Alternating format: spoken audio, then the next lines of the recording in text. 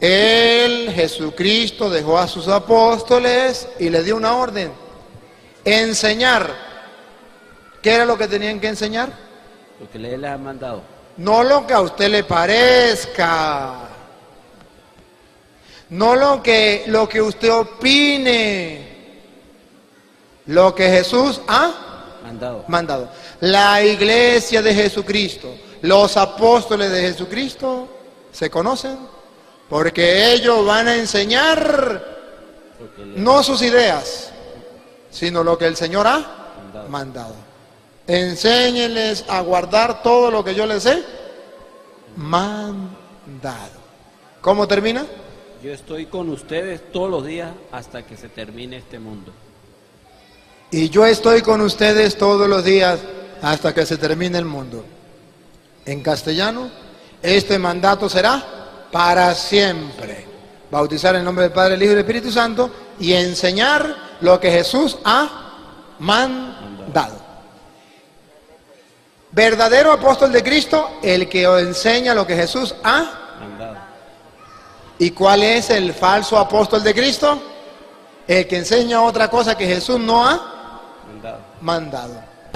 El verdadero adorador es aquel que conoce a Dios, y el verdadero adorador sabe quién es Dios. Dice la Biblia en San Juan 4:24, y donde estamos estudiando, Juan 4:24 dice: Dios es espíritu, y los que le adoran en espíritu y en verdad es necesario que adoren. El verdadero adorador sabe quién es Dios, sabe que Dios es un ser que es espíritu, es un ser espiritual, y al ser espíritu quiere decir que es un ser incorpóreo. Si Dios es espíritu, entonces no tiene un cuerpo como nosotros. Si Dios es espíritu, entonces tú no puedes tener una imagen de Dios. Porque entonces, si es un pedazo de madera, si es un pedazo de yeso, entonces Dios ya no es un espíritu. Es algo material y Dios no es algo material. No puedes hacer de Dios una imagen, una escultura de madera o de yeso, o pintarlo y decir: este es Dios, a Él lo voy a adorar. No, porque la Biblia dice que Dios es espíritu y que Dios busca adoradores que le adoren en espíritu y en verdad. Por eso aquí no tenemos ninguna imagen, porque adoramos a Dios en espíritu y en verdad, porque es la clase de adoración que Dios busca. Vuelvo a repetir: espíritus rebeldes, charlatanes, hablan puras falsedades y mentiras, charlatanes, que lo que hacen es engañar a la gente. No vienen con la palabra de Dios, traen la Biblia para que usted diga: ay, este es bueno, pero no vienen a enseñar la doctrina de Dios. Charlatanes, no vienen de parte de Dios, sino ellos mismos por su cuenta agarran la Biblia y comienzan a predicarla a su manera. No, así no es. Pablo dice que el presbítero debe estar preparado para refutar a esos charlatanes, a esos rebeldes que vienen atacando la doctrina de Cristo, la sana doctrina. Siga. Y engañadores. Además de charlatanes, ¿qué son? Engañadores. Vienen engañando, sembrando mentira tras mentira. Siga. Hay que taparles la boca. ¿Qué hay que hacer con esa gente? Taparles la boca. Ah, ahí no dice: hay que quedarse callado con la boca tapada. No, no entiendan mal. Ahí dice: hay que taparles la boca. Hay que decirles: mire, ustedes son unos mentirosos por esto y por esto. Que taparles la boca. La creencia de que la naturaleza del pan cambia en la misa no fue añadida como dogma hasta el Concilio de Letrán en 1215, cuando por primera vez la Iglesia romana oficializó la teoría de la transubstanciación. El purgatorio fue declarado dogma en 1274, la Inmaculada Concepción en 1854, la infalibilidad papal en 1870, la Asunción de María en 1950. El purgatorio es el tiempo de purificación. Le preguntamos al sacerdote: si Cristo murió por nuestros pecados, ¿por qué hemos de ir al purgatorio? La Iglesia Por eso nos enseña, sabiéndonos, como decimos, pecadores limitados, por eso necesitamos ese paso de purificación. Pero en la propia gloria, yo no quiero entrar a purgatorio. Entonces, Cristo habló de Satanás y habló del infierno, pero nunca habló de un purgatorio ni de un lugar intermedio. No, nunca. Es el purgatorio una doctrina espúrea que no tiene fundamento en la palabra de Dios, pero eso sí, la Iglesia la ha sabido introducir para hacerse con las vidas y las haciendas y las personas, porque se les ata a un sacrificio, se les ata a una misa, se les ata a unas actividades y liturgias por las cuales incluso deben pagar dinero. De ahí proviene envidias. De ahí provienen las envidias, Discordias. las discordias, insultos. Desconfianzas. Todo eso. ¿De dónde viene? Cuando la persona comienza a enseñar cosas que no son. Siga. Discusiones propias de los que tienen la mente pervertida. ¿Cómo tienen la mente? Pervertida. Pervertida, se la dañaron, le hicieron un lavado de cerebro. Siga. Y andan lejos de la verdad. Y andan lejos de la verdad. Sí hay personas, hermanos, sí hay personas que andan lejos de la verdad, con la mente corrompida. Siga. Y para ellos la religión es un puro negocio. ¿Y para ellos qué? La religión es un puro negocio. La religión es un puro negocio. Porque obligan a las personas que supuestamente quieren servir a Dios a tomar un voto de pobreza. Pero el voto de pobreza lo lleva desde el Papa hasta el más simple párroco. No es únicamente para los curas de alguna parroquia. Por lo tanto, el Papa debería de vivir en pobreza. Un cardenal debería vivir en pobreza como lo debería hacer el párroco. Pero ¿cómo se puede vivir en pobreza cuando ellos están manejando tantos millones de dólares provenientes de aproximadamente 2.000 millones de personas en el mundo? ¿Cómo van a manejar votos de pobreza cuando los depósitos de oro sólido en bancos suizos o en la Reserva Federal de Estados Unidos es de billones de dólares? O sea, estamos hablando de miles de millones de dólares en oro sólido. Eso no tiene ninguna congruencia poder hablar de un voto de pobreza. La hipocresía es utilizar el dinero de otras personas cuando en realidad ellos tienen un eje central bancario y de bienes raíces enormes. Los últimos censos que hay de propiedades del Vaticano nos hablan de que en países como en España ellos poseen el 20% de las propiedades de todos los pueblos en España. Eso es increíble, el valor que ellos pueden llegar a tener en inversiones inmobiliarias. Entonces las personas deben de abrir los ojos, deben de ver que no son personas buenas, que son hombres malos y perversos. Ellos mismos se creen maestros de la ley. Siga. Pretenden ser maestros de la ley.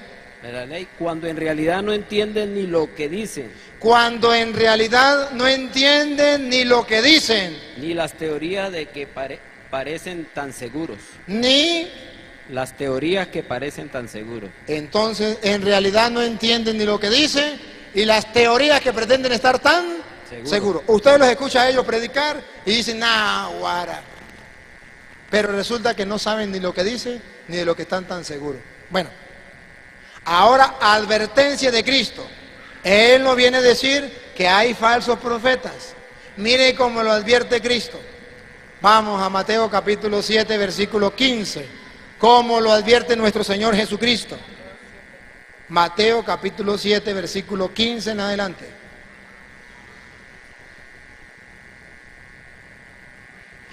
Cuídense de los falsos profetas. ¿Cuídense de qué? De los falsos profetas. Ah, sí hay falsos profetas. Hago hincapié en esto. Sí hay falsos profetas. Son ticos, eso no parte en un plato. Dice la Biblia, cuando uno los ve, usted dice, una ovejita.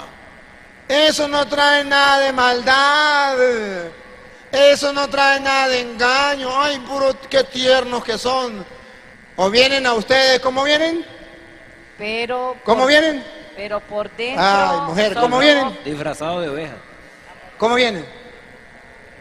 Pero por dentro son No, lobos. no, usted no me está siguiendo la idea. Vienen a ustedes como vestidos de ovejas. Cuando en realidad. Ahora sí, por dentro, cuando en realidad. Son lobos feroces.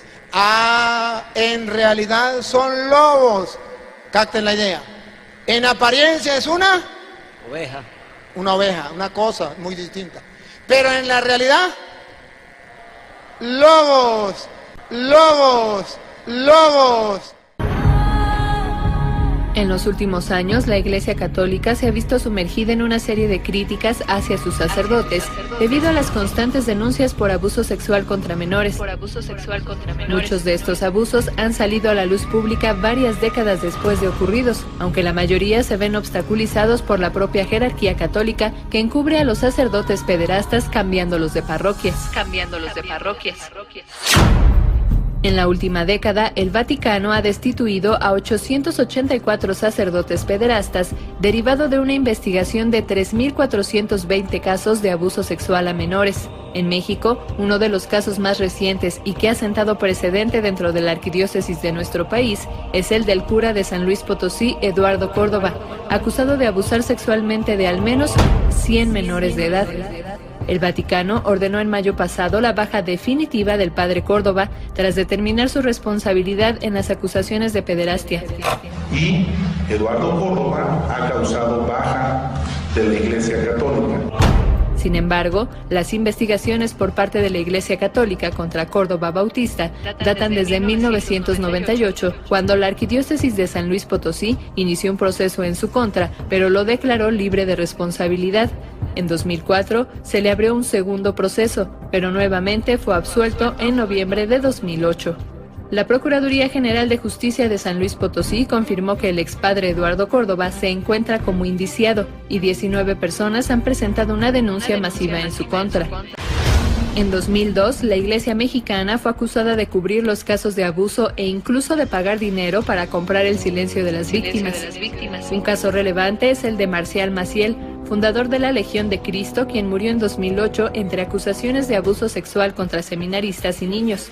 Y aunque las acusaciones fueron negadas por años por parte de la Legión de Cristo, esta finalmente reconoció públicamente los crímenes realizados por su fundador. La red de sobrevivientes de abuso sexual por sacerdotes ha presentado acusaciones contra el cardenal Norberto Rivera Carrera por proteger a varios sacerdotes, entre ellos a Nicolás Aguilar Rivera, procesado en Tehuacán, Puebla, por abuso sexual contra al menos 60 niños, y quien fue transferido a Estados Unidos, en donde también fue investigado por la policía de Los Ángeles por el abuso de 26 varones durante sus 10 meses que permaneció en esa entidad. En numerosos casos, los padres acusados de pederastia solo han sido sometidos a tratamientos y evaluaciones psicoterapéuticas por parte de las autoridades eclesiásticas. En Coahuila, la Iglesia Católica abrió una casa de rehabilitación para obispos y sacerdotes en crisis moral, espiritual y psicológica, para tratar situaciones y problemáticas específicas como la pederastia. Pero cualquiera que sea la causa, no existe justificación alguna que explique un acto tan cruel y ruin hacia los menores que han sido abusados sexualmente, y la Iglesia Católica, con el Papa Francisco al frente, deberá tomar medidas más drásticas contra los clérigos que hayan cometido este tipo de abusos. Pero me siento interpelado a hacerme cargo de todo el mal que algunos sacerdotes, bastantes en número, no en comparación con la totalidad, hacerme cargo y a pedir perdón del daño que han hecho por los abusos sexuales de los niños. Del conocimiento público. A principios de 2014, México logró reunir 200 casos de pederastia para presentar ante la ONU, mientras que Estados Unidos 65,000. Según los datos del Departamento de Investigaciones sobre Abusos Religiosos y el Centro de Investigaciones del Instituto Cristiano Mexicano, el 30% de los más de 14,000 sacerdotes católicos que aproximadamente existen en México cometen algún tipo de abuso sexual. En 1997, 9 legionarios de Cristo enviaron una carta pública a Juan Pablo II, donde denunciaban los actos de perversión contra menores por parte de Marcial Maciel, a lo que este respondió que padecía de una extraña enfermedad que los niños lo podían aliviar, por lo que necesitaba una muestra de semen para un examen. Por lo tanto, ustedes los reconocerán por sus obras. Ahí está, ahora sí viene cuál es el fruto, pongan cuidado. Dale. No bastará con decirme, Señor, Señor, para entrar en el reino de los cielos. Ah, la persona que se conforma diciendo, Señor, Señor, Señor, gloria al Señor, aleluya, ya estoy salvo. Ese no es un fruto bueno. Siga. Más bien entrará el que hace la voluntad de mi Padre. ¿Cuál es el fruto bueno? El que haga lo que Dios manda, la voluntad de Dios, el que cumple la palabra de Dios, el que la cumple, el que le hace caso a la doctrina de Cristo, el que no inventa otra doctrina, el que no se conforma con decir, Señor, Señor, y ya estoy salvo porque creo en Dios. No, sino que hace caso a la doctrina de Cristo. Cuídense de los falsos profetas. Los frutos de un falso profeta viene diciendo mentiras.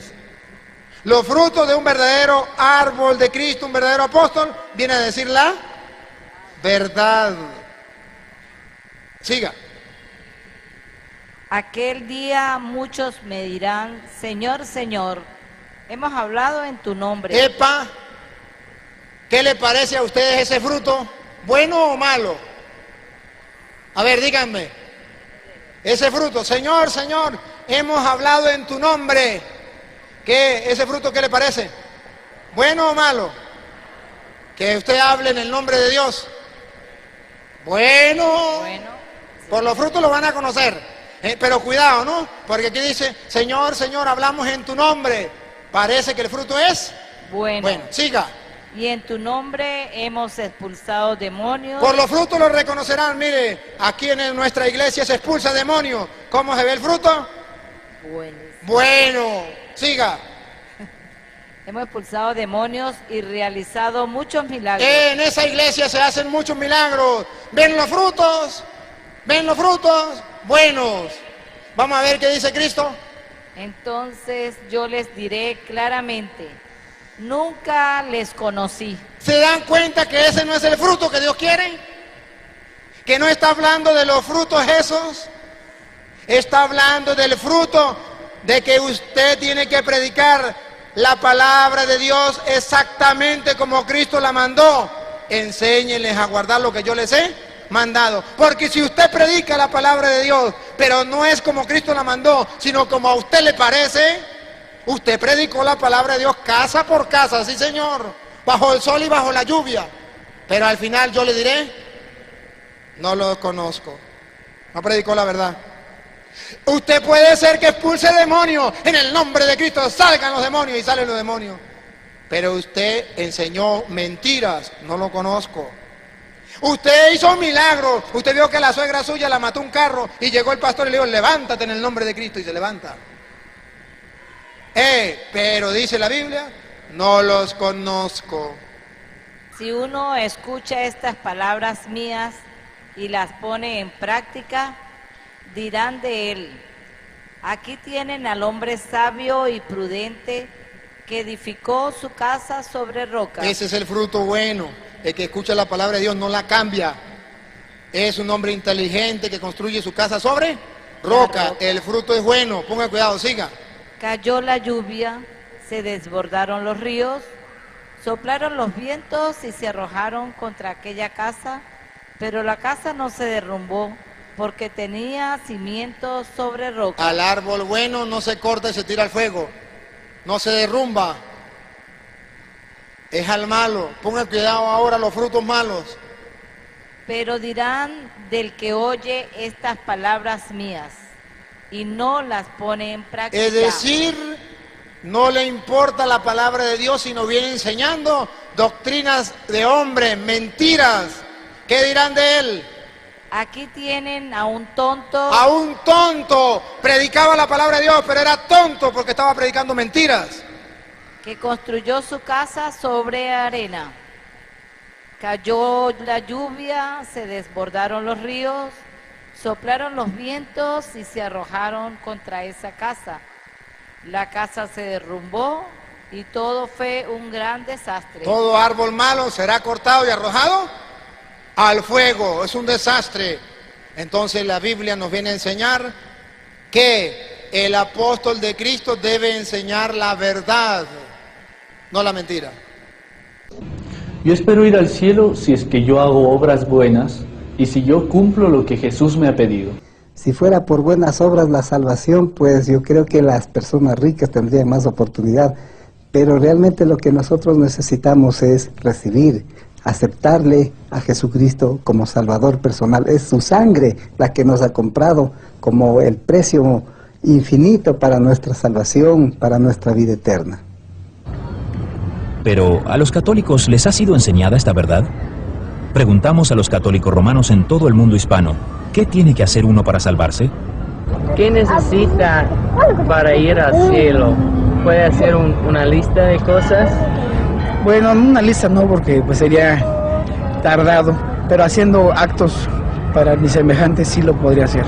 Yo quisiera que solamente leamos un versículo de la palabra de Dios en Juan capítulo 6, versículo 47. Jesús dijo, el que cree en mí tiene vida eterna. Así de sencillo, así de fácil. Parece fácil, pero sin embargo es lo más difícil, porque tenemos que renunciar a todos estos conceptos humanos y religiosos para poner exclusivamente nuestra fe en Jesús. A través de su sacrificio nosotros tenemos la vida eterna. Una noche, Rocío Pestaña Segovia, como una expresión de sus votos a la Iglesia, me grabé una cruz a fuego vivo como se marca una res. Puse una cruz al fuego y cuando estaba roja, me metí un pañuelo en la boca para no gritar, que nadie lo viera. La doctrina católica es un evangelio a base de obras. Todo es según lo que tú hagas. Si lo haces correcto, bien, y si no, estás listo. si la salvación es por obras, ¿cuántas obras tenemos que hacer? ¿Y está seguro que irá al cielo el católico romano normal y corriente? ¿Cree usted que logrará ir al cielo?